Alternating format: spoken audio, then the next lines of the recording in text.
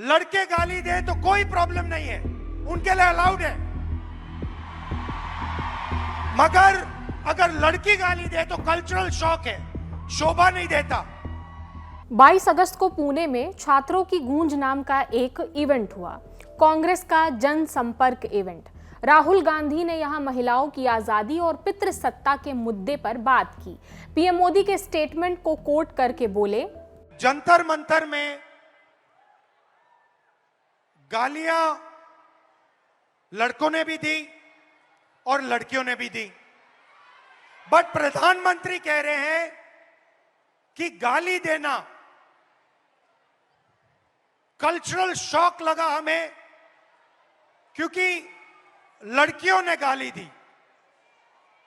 लड़के गाली दे तो कोई प्रॉब्लम नहीं है, उनके लिए अलाउड है। मगर अगर लड़की गाली दे तो कल्चरल शॉक है, शोभा नहीं देता। राहुल यहां पीएम मोदी के जिस स्टेटमेंट की बात कर रहे हैं वो जंतर मंतर पर सीजेपी प्रोटेस्ट से जुड़ा है। 23 जुलाई को प्रोटेस्ट के दौरान एक नाबालिग लड़की ने पीएम मोदी के खिलाफ अभद्र और आपत्तिजनक भाषा का इस्तेमाल किया था। सोशल मीडिया पर यह वीडियो काफी वायरल भी हुआ। उसने अपनी बात में इटली की प्रधानमंत्री जॉर्जिया मेलोनी का भी जिक्र कर भद्दी टिप्पणी की थी। इसके बाद 29 जुलाई 2026 की शाम गौतम बुद्ध नगर के एक्सप्रेसवे थाने में लड़की के खिलाफ 0 एफआईआर दर्ज करवाई गई। पीएम मोदी ने वीडियो शेयर कर इस पर प्रतिक्रिया भी जाहिर की थी। जो आक्रोश है उसको भली बातें समझ सकता हूं।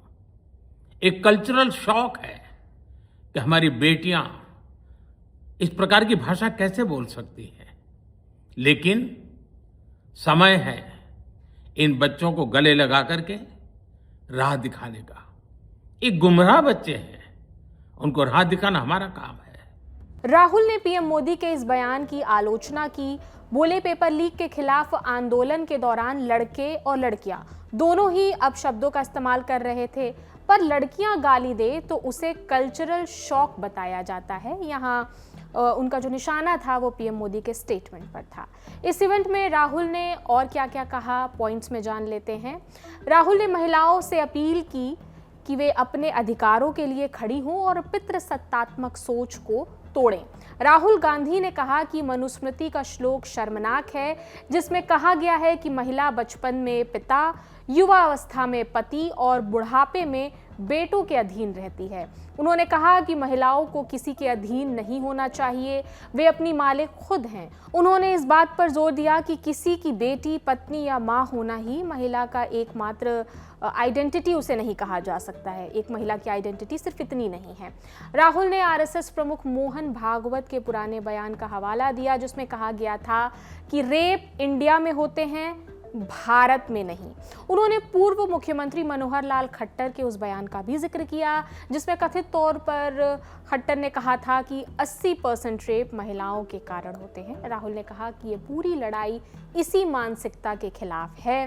राहुल ने समाज में महिलाओं के खिलाफ हिंसा को 3 भागों में बांटा: शारीरिक हिंसा, अवसरों से वंचित रखना और आर्थिक हिंसा। इन तमाम आरोपों पर बीजेपी की भी प्रतिक्रिया आई है। महाराष्ट्र के सीएम देवेंद्र फडणवीस ने सवाल उठाए कि महिला सशक्तिकरण की बात करने वाले राहुल गांधी संसद में महिला आरक्षण बिल के खिलाफ क्यों हैं? जहां तक राहुल गांधी का सवाल है, स्टेज पर आकर तो उन्होंने महिला अधिकारिता की बात कही, लेकिन महिलाओं को अधिकारिता देने का सबसे क्रांतिकारी कदम महिला आरक्षण बिल है, जिसको राहुल गांधी विरोध कर रहे हैं, जिसके खिलाफ वोट कर रहे हैं। महिलाओं को अधिकार देना नहीं चाहते।